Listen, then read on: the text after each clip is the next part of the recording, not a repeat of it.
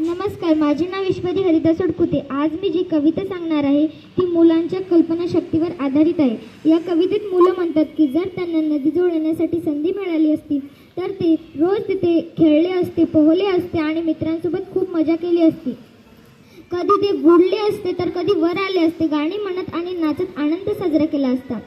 नदीबरोबर खेळण्याची ही कल्पना, त्यांची निरागस स्वप्न आणि खोडकर आनंद या कवितेत चांगल्याच प्रकारे दाखवलेली आहे. आता मी ही कविता सादर करीत आहे.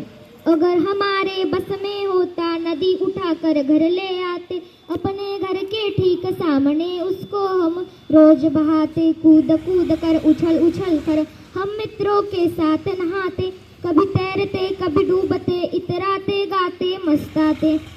नदी आ गई चलो नहाने, आमंत्रित सबको करवाते, सभी उपस्थित भद्रजनों का नदियों से परिचय करवाते.